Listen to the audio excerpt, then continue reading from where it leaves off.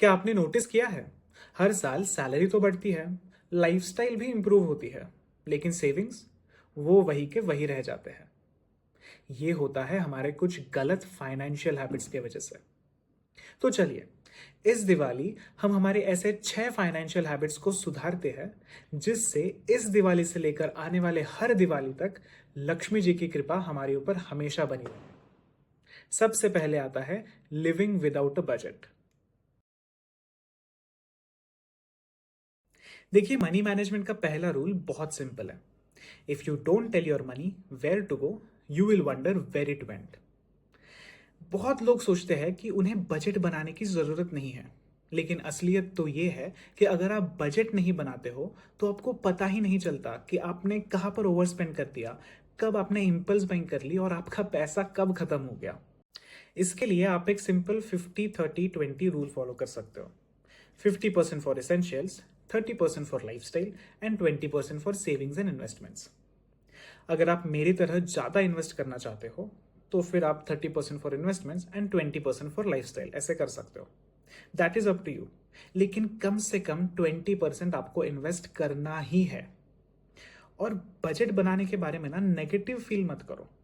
Budget बनाकर आप अपने आप को रेस्ट्रिक्ट नहीं करते हो, rather you are taking your first step towards financial freedom.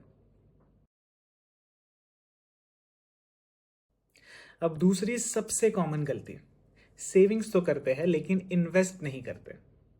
आपका पैसा आपके बैंक अकाउंट में पड़ा रहता है और आपको लगता है कि मैं तो सेफ हूं, लेकिन रियलिटी ये है कि सेविंग्स अकाउंट में आपको 3 से 4% के रिटर्न्स मिलते हैं, और ये सारे के सारे रिटर्न्स इन्फ्लेशन ही खा जाता है।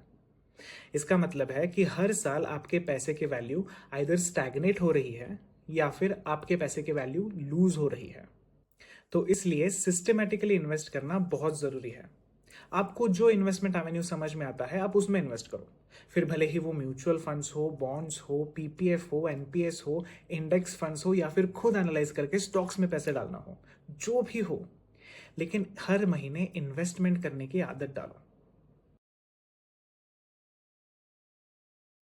Third is lifestyle inflation. This is a silent wealth killer. हर साल सैलरी हाइक के बाद हम अपनी स्पेंडिंग भी उतनी ही बढ़ा देते हैं। नया फोन, ज्यादा expensive coffee, fancier holidays, and then month end पर सेम स्टोरी। भाई सैलरी कब आती है कब जाती है कुछ समझ में ही नहीं आता। इससे बचने के लिए आपकी सोच ये होनी चाहिए कि हर बार जब मेरा इनकम बढ़ जाए तो सबसे पहले उसमें से मैं अपने इन्वेस्टमेंट में कॉन्ट्रीब्यूशंस बढ़ा दूं, और फिर मैं अपनी लाइफस्टाइल थोड़ी बहुत इंप्रूव कर लूंगा। एक सिंपल रूल फॉलो करो। जब भी आपकी सैलरी या फिर आपका इनकम बढ़ जाता है तो आप उसमें से 50% से अपने इन्वेस्टमेंट्स बढ़ाओ, और बाकी के 50% से आप अपनी लाइफस्टाइल इंप्रूव कर लो।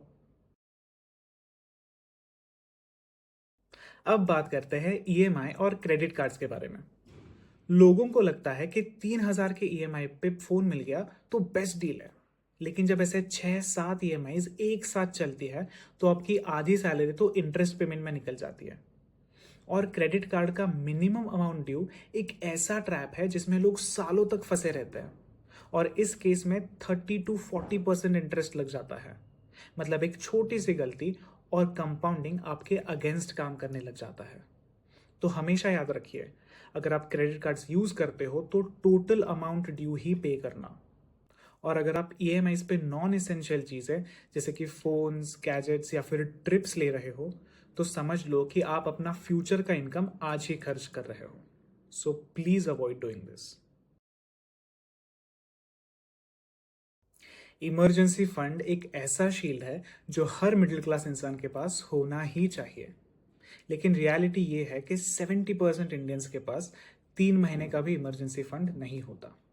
और फिर जब क्राइसिस का टाइम आता है, जैसे कि जॉब लॉस, हॉस्पिटल बिल्स या फिर एक्सीडेंट, तो फिर लोगों को अपने एसेट्स बेचने पड़ते हैं। इससे बचने के लिए एक सिंपल हैबिट रखो। जब तक आपका इमरजेंसी फंड तैयार नहीं हो जाता है तब तक आपके सैलरी में से 10% हर महीने उस इमरजेंसी फंड में डालो। आपका गोल होना चाहिए कि आपके 3 से 6 महीने के एक्सपेंसेस इस इमरजेंसी फंड में कवर हो जाए। इसमें शुरुआत में आपको अपने लाइफस्टाइल पर थोड़ा कॉम्प्रोमाइज करना पड़ सकता है, but this is a necessity. You need this emergency fund. ये इमरजेंसी फंड आपका सबसे बड़ा सेफ्टी नेट है, so do not ignore this. और फाइनली, सबसे underrated and ignored habit, financial education में इन्वेस्ट करना। हम स्कूल और कॉलेज में सारे सब्जेक्ट्स पढ़ते हैं, लेकिन पैसा कैसे मैनेज किया जाता है ये हमें कोई नहीं सिखाता। रिजल्ट, लोग इन्वेस्टमेंट्स एंड इंश्योरेंसेस में कंफ्यूज होते हैं। लोग रैंडमली किसी भी टेलीग्राम चैनल को ज्वाइन करके वहां के टिप्स पर ट्रेडिंग करते हैं और लॉसेस करते हैं। So you need to understand that knowledge itself is an asset. So books पढ़ो, पॉडकास्ट सुनो, ऑथेंटिक फाइनेंस क्रिएटर्स को फॉलो करो, क्योंकि अगर आप इन्फॉर्म्ड हो तो आपके डिसीजंस अपने आप बेटर हो जाएंगे। तो चलिए, इस दिवाली लक्ष्मी जी को खुश करने के लिए लेट्स प्रॉमिस आवरसेल्व्स कि हम अपनी ये हैबिट्स चेंज करेंगे। हम रेगुलरली बजट बनाएंगे, हम अपने एक्सपेंसेस को ट्रैक करेंगे, हम रेगुलरली और सिस्टमैटिकली इन्वेस्ट करेंगे, और हम सीखना कभी बंद नहीं करेंगे। क्योंकि रियल प्रोग्रेस तभी होती है जब आपका पैसा आपके लिए काम करे, ना कि आप पैसे के लिए। अगर आपको यह वीडियो वैल्यूएबल लगी है तो प्लीज इस वीडियो को लाइक कीजिए। ऐसे ही फाइनेंस और मैक्रो इकोनॉमिक्स से रिलेटेड कंटेंट को आसान भाषा में समझने के लिए इस चैनल को सब्सक्राइब कीजिए और ये वीडियो ज्यादा से ज्यादा लोगों तक शेयर कीजिए। मेरी तरफ से आप सबको दिवाली की बहुत बहुत शुभकामनाएं। Thank you and see you in the next video. जय हिंद।